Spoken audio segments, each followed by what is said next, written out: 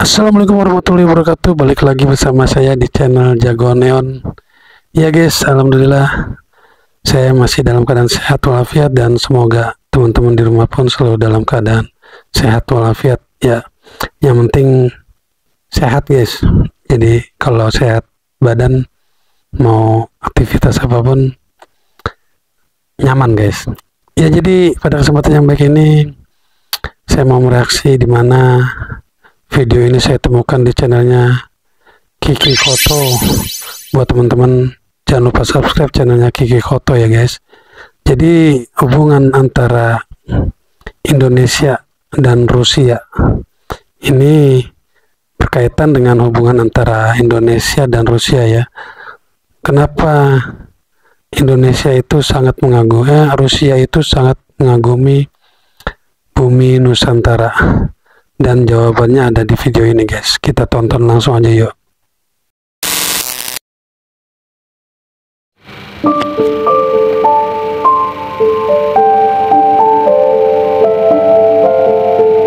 Awal mula orang Rusia mengagumi Indonesia karena sebuah legenda misterius di Rusia. Awal mula. Presiden Vladimir Putin mengungkit mengenai jasa-jasa Rusia atau Uni Soviet terdahulu di saat Putin menyambut kedatangan Presiden Jokowi di Istana Kremlin pada hari Kamis 30 Juni 2022 yang lalu. Saya ingatkan kembali bahwa negara kami membantu Indonesia membangun kenegaraan dan memperkuat posisi Republik Muda di kancah internasional. Begitu ujar Putin dalam kata data. Selain menyinggung bantuan Uni Soviet ketika awal kemerdekaan Indonesia, Putin juga mengungkapkan peran Rusia saat membantu membangun infrastruktur Indonesia. Ketika itu, katanya, Rusia banyak mengirim spesialis, insinyur, dan ahli konstruksi ke Indonesia. Uni Soviet kala itu, jelas Putin, juga berperan dalam membangun infrastruktur transportasi, industri besar, stadion, rumah sakit, dan institusi di Indonesia. Bahkan tambahnya, beberapa bangunan itu masih beroperasi hingga saat ini. Pada kesempatan itu, Putin juga menekankan bahwa Indonesia merupakan salah satu mitra utama Rusia di Asia Pasifik. Rusia akan terus membantu Indonesia membangun kenegaraan dan memperkuat posisi Indonesia di kancah internasional. Hubungan Rusia-Indonesia bersifat konstruktif, saling menguntungkan, dan terus berkembang atas dasar tradisi persahabatan dan bantuan timbal balik yang telah berlangsung lama sejak dulu. Begitu ujar Presiden Putin. Dr. Sastra Indonesia dan Malaysia di School of Oriental and African Studies, University of London, Inggris, Vladimir I. Brzezinski, mengungkapkan pada mulanya orang-orang Rusia memendam kekaguman terhadap kawasan Nusantara semenjak abad ke-11. Namun, menurut Tommy Lebang dalam bukunya Sahabat Lama, Era Baru yang dimuat Tirto, kekaguman itu bersifat misterius karena mereka sendiri tidak tahu sebenarnya di mana Nusantara itu.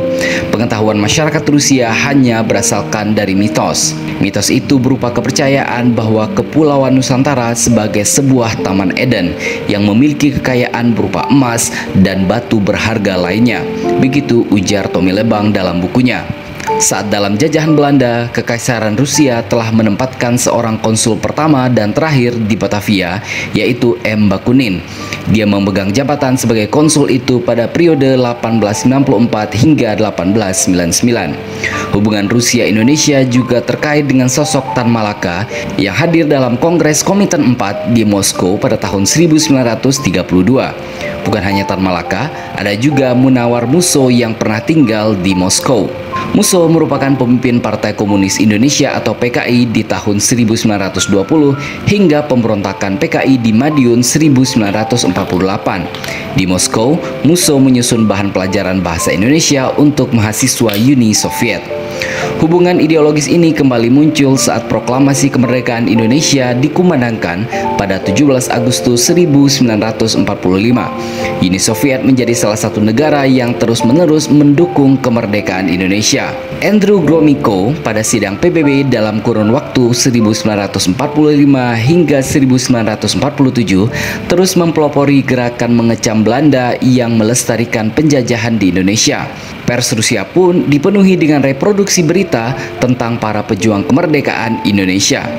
Uni Soviet juga mendukung kedaulatan dan kemerdekaan Indonesia yang mereka suarakan dalam beberapa forum internasional seperti Konferensi Asia di Delhi pada tahun 1949 serta pertemuan Dewan Ekonomi dan Sosial PBB atau ECOSOC pada tahun 1947 hingga 1948. Seperti dikabarkan oleh Kompas, beberapa tokoh bangsa seperti Ali Sosro Amijoyo, Insinyur Juanda, Sartono, Wilopo, dan Adam Malik secara terang-terangan menyampaikan rasa terima kasihnya kepada Uni Soviet dalam pidato-pidato mereka. Kemudian pada tahun 1948, secara de facto, Uni Soviet mengakui kemerdekaan Indonesia, lantas disusul dengan pengakuan de jure sekaligus pembukaan hubungan diplomatik Uni Soviet Indonesia pada tahun 1950. A. Agus Riono yang pernah menjadi Wakil Dubes RI untuk Federasi Rusia pada 28 November 2009 yang lalu pernah menulis artikel berjudul 60 tahun hubungan RI Rusia. Menurutnya, hubungan Rusia dan Indonesia terjalin begitu harmonis.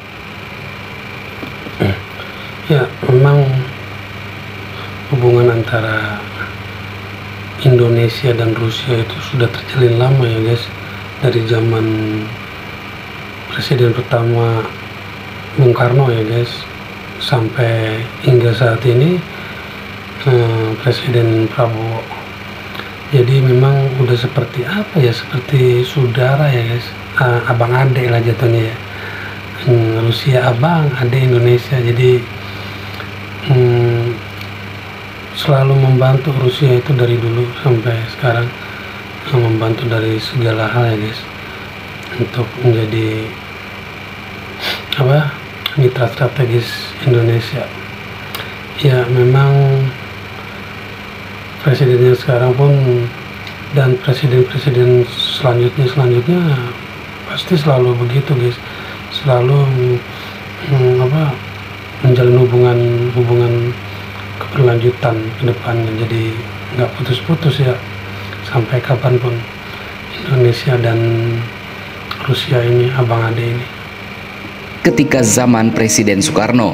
Dalam periode hubungan harmonis Indonesia-Uni Soviet, Presiden Soekarno tercatat telah 4 kali datang ke Moskow dalam kurun waktu 1956 hingga 1964. Bahkan Bung Karno merayakan ulang tahunnya yang ke-60 di Rusia. Dalam perayaan ulang tahunnya, Khrushchev memberi kado ulang tahun berupa patung seorang gadis yang sedang memegang dayung, karya seniman kenamaan Maziner. Patung ini kemudian dikirim dengan kapal laut dan kini terpajang di Istana Kepresidenan Bogor. Uni Soviet memang menghormati sosok Bung Karno. Ketika kunjungan Soekarno ke Leningrad, dirinya termangu pada bayangan bangunan berbentuk masjid, namun malah dimanfaatkan sebagai gudang.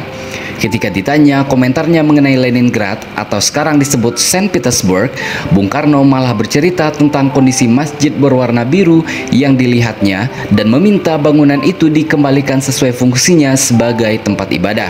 Hanya dalam waktu 10 hari saja setelah kunjungan Presiden Soekarno, bangunan itu kembali menjadi masjid yang saat ini dikenal sebagai Central Mosque.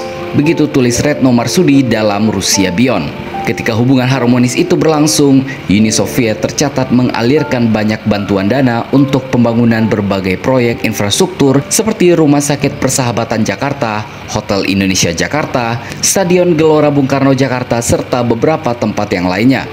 Salah satu yang menarik adalah ketika Bung Karno melontarkan gagasan tentang Tugu Nasional pada tahun 1955. Saat itu, Bung Karno meminta pendapat atau saran dari Nikita Khrushchev yang merupakan sekjen Uni Soviet saat itu terkait gagasan tersebut. Saat itu, Khrushchev malah menyindir Bung Karno yang lebih memilih mendahulukan dasi ketimbang membelikan celana kepada bangsa Indonesia yang baru saja merdeka.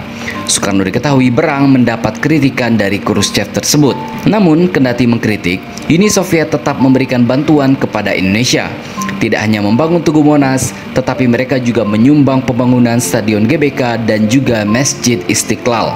Uni Soviet juga diketahui menjadi pemasok utama persenjataan dan peralatan tempur pada era Soekarno, terutama saat Tri Komando Rakyat atau Trikora untuk pembebasan Irian Barat dan Dwi Komando Rakyat atau Dwikora untuk konfrontasi dengan Malaysia. Tercatat, Uni Soviet menggelontorkan uang senilai 600 juta dolar Amerika Serikat kepada Indonesia dalam bentuk kapal penjelajah destroyer, kapal selam, tank amfibi, dan pesawat tempur MiG. Tak heran, ketika itu Angkatan Laut Indonesia disebut menjadi Angkatan Laut terkuat kedua setelah Tiongkok. Eratnya hubungan bilateral juga tercermin di bidang-bidang lain.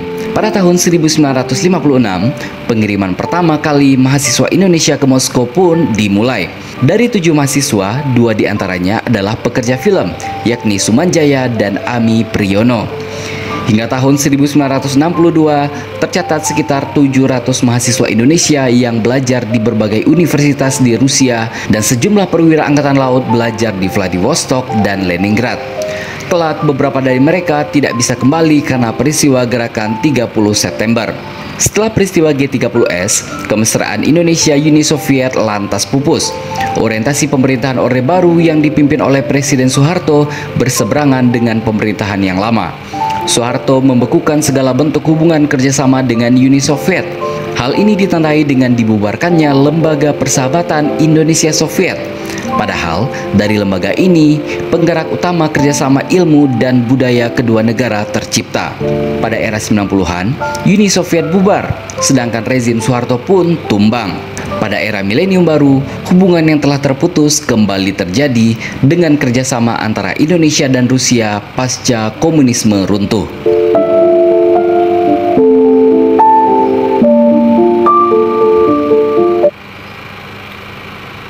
Ya guys, memang abang ade ini, Rusia dan Indonesia ini semoga semakin erat ya guys. Hubungan bilateralnya antara Indonesia dan Rusia sampai kapanpun, karena memang dari dulu, dari zamannya Presiden pertama Bung Karno, selalu dekat Indonesia dan Rusia itu jadi seperti saudara guys ya, udah kayak abang ade kandung ya guys ya. Ya mudah-mudahan kedepannya pun persahabatan Indonesia Rusia selalu baik-baik aja ya guys. Ya oke guys, sekian dulu video kali ini, semoga memberikan informasi yang bermanfaat buat teman-teman di rumah. Akhir kata, wassalamualaikum warahmatullahi wabarakatuh.